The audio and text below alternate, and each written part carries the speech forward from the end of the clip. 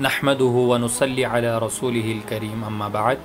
سلسلے دروس سیرت النبی صلی اللہ علیہ وسلم کی پچھلی ویڈیو میں ہم نے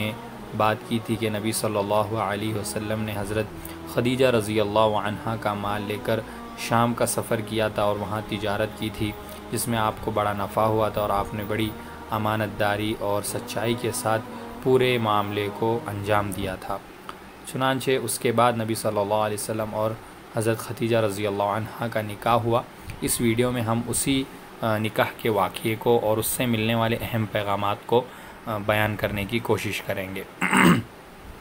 چنانچہ حضرت خدیجہ رضی اللہ عنہا نے جب نبی صلی اللہ علیہ وسلم کی اس سفر سے واپسی پر سچائی کو، آپ کی امانت داری کو، آپ کے اچھے اخلاق کو اور پھر جو آپ نے تجارت کی اس مال میں جو برکت ہوئی اس کو دیکھا، اور اسی طرح آپ صلی اللہ علیہ وسلم کے متعلق آپ کو یہ بھی معلوم ہوا کہ آپ جو ہے نبی ہونے والے ہیں، تو حضرت خدیجہ رضی اللہ عنہا کے دل میں یہ بات آئی کہ وہ نبی صلی اللہ علیہ وسلم سے نکاح کر لیں۔ حالانکہ حضرت خدیجہ رضی اللہ عنہا اپنے قوم کی بڑی ہی پاک دامن عورت تھی، بڑی مالدار عورت تھی، بڑے بڑے لوگوں نے ان سے نکاح کے متعلق پوچھا تھا، لیکن انہوں نے سب کو منع کر دیا تھا۔ لیکن نبی صلی اللہ علیہ وسلم کے ان اوصاف کو دیکھ کر، ان اچھائیوں کو دیکھ کر وہ آپ صلی اللہ علیہ وسلم کی طرف راغب ہوئی، تو انہوں نے اپنی جو سہیلی تھی نفیسہ بنت منبہ ان سے بات کی اور کہا کہ میں نبی صلی اللہ علیہ وسلم سے جو ہے نکاح کرنے کا ارادہ رکھتی ہوں۔ چنانچہ نفیسہ بنت منبہ یہ نبی صلی اللہ علیہ وسلم کے پاس گئی اور ہمارے نبی سے حضرت خدیجہ رضی اللہ عنہ کے ارادے کو بتایا، تو آپ صلی اللہ علیہ وسلم نے کہا ٹھیک ہے، میں اس کے لیے تیار ہوں۔ تو نبی صلی اللہ علیہ وسلم نے اپنے چچا جو آپ کے موجود تھے ان سے یہ معاملہ ظاہر کیا، تو ان لوگوں نے بھی کہا کہ ٹھیک ہے، ہم بھی اس نکاح کے لیے تیار ہیں۔ چنانچہ آپ کے چچا ابو طالب اور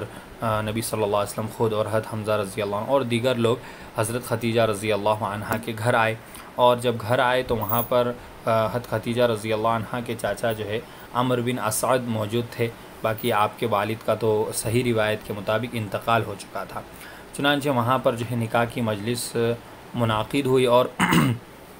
ابو طالب نے، آپ کے چچا نے خطبہ پڑھا، اور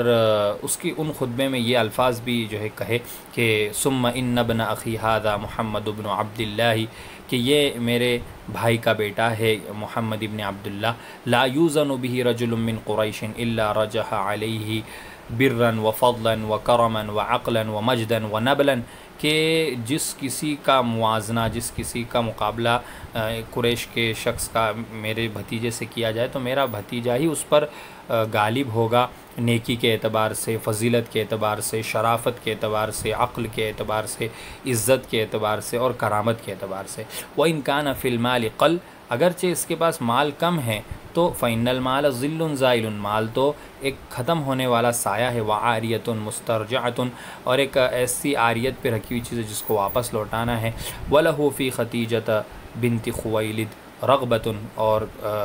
محمد صلی اللہ علیہ وسلم کو خدیجہ بنت خویلد میں رغبت ہے۔ وَلَهَا فِيهِ مِثْلُ ذَلِكَ، اور اسی طرح خدیجہ کو بھی نبی صلی اللہ علیہ وسلم سے میں رغبت ہے۔ اس طرح آپ نے خطبہ دیا اور وہاں پر جو ہے نبی صلی اللہ علیہ وسلم کا اور حضرت خدیجہ رضی اللہ عنہا کا نکاح ہوا، اور آپ نے مہر میں جو ہے 500 درہم ادا کیے۔ جس وقت یہ نکاح ہوا تو یہ اس وقت نکاح ہوا جب ہمارے نبی صلی اللہ علیہ وسلم کو شام کے سفر سے آ کر 2 مہینے اور 25 دن ہوئے تھے۔ اس وقت نبی صلی اللہ علیہ وسلم کی عمر 25 سال تھی اور حضرت خدیجہ رضی اللہ عنہا کی عمر 40 سال تھی۔ اب یہ ہمارے نبی صلی اللہ علیہ وسلم کا نکاح ہوا، لیکن اس میں ہمارے لیے بہت ساری جو ہے سیکھنے کی باتیں۔ سب سے پہلی چیز ہے ایمانداری کی اہمیت، یعنی نیک اوصاف کی اہمیت، کہ نبی صلی اللہ علیہ وسلم کی ایمانداری، سچائی، یہ تمام چیزیں ہی تھی جنہیں دیکھ کر حضرت خدیجہ رضی اللہ عنہا آپ میں رغبت دکھائی اور ان کا نکاح ہوا۔ اور حضرت خدیجہ رضی اللہ عنہا نے آپ کی نبوت کے زمانے میں بھی، آگے زندگی میں بھی آپ کا بہت ساتھ دیا، تو آپ کو یہ جو نیک بیوی ملی اتنی، جن سے آپ سب سے زیادہ محبت کرتے تھے، تو یہ ان نیک اور اچھے اوصاف کا بدلہ تھا۔ تو آدمی کو ہمیشہ اپنے اندر اچھے اوصاف پیدا کرنے چاہیے۔ دوسرا یہ اس واقعے میں ہمارے لیے پیغام ہے کہ عورتوں کے لیے رہنمائی کہ کیسے شخص سے وہ نکاح کرے۔ اس میں عورتوں کے لیے بھی اس واقعے میں رہنمائی ہے کہ وہ کیسے آدمی کو نکاح کے لیے ترجیح دے۔ کیا وہ صرف پیسے وغیرہ دیکھ کر کسی آدمی سے نکاح کرے، یا اس کے نیک اور اچھے اوصاف اور اخلاق اور عادات کو دیکھ کر اس کو ترجیح دے۔ تو یقیناً مال کے مقابلے میں نیک اخلاق اور اوصاف ہی کی اصل قیمت ہے۔ مال تو جیسے ابو طالب نے کہا ذل زائل، ایک دن ختم ہو جانے والا ہے، لیکن اچھے عادات اور اچھے اخلاق، اچھے اوصاف، یہی جو ہے میاں بیوی کے زندگی میں کام آنے والی چیز اور دونوں میں محبت اور تعلق کو بڑھانے والی چیز ہے۔ اس لیے عورتوں کو ایسے ہی شخص کو منتخب کرنا چاہیے جس کے پاس نیک اوصاف ہوں۔ تیسری چیز، عورت بھی اپنے رشتے کے لیے کوشش کر سکتی ہے۔ ہمارے معاشرے میں اس کو بہت زیادہ معیوب اور عیب کی بات سمجھی جاتی ہے کہ لڑکی والے یا خود لڑکی جو ہے اپنی نکاح کے لیے کوشش کرے، حالانکہ یہ غلط ہے۔ نکاح کے لیے کوشش کرنا ایک اچھی چیز ہے، نکاح ایک اچھی چیز ہے تو اس کے لیے کوشش کرنا بھی اچھی چیز ہے۔ اس کے مقابلے میں جو ہے اگر ہم نکاح کو ترجیح نہیں دیں گے تو پھر ہمارے معاشرے میں کیا خرابیاں ہو رہی ہیں ہمیں پتہ ہے۔ چوتھی بات یہ پتہ چلی کہ مال سے زیادہ اہمیت صفات کی ہوتی ہے۔ پانچویں بات ہمیں اس واقعے سے معلوم پڑتی ہے کہ نبی صلی اللہ علیہ وسلم پر انگلی اٹھانے والوں کو بھی اس میں جواب ہے کہ بہت سے لوگ کہتے ہیں ہمارے نبی صلی اللہ علیہ وسلم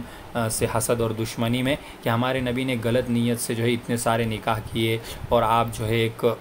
غلط الزام آپ پہ لگاتے ہیں۔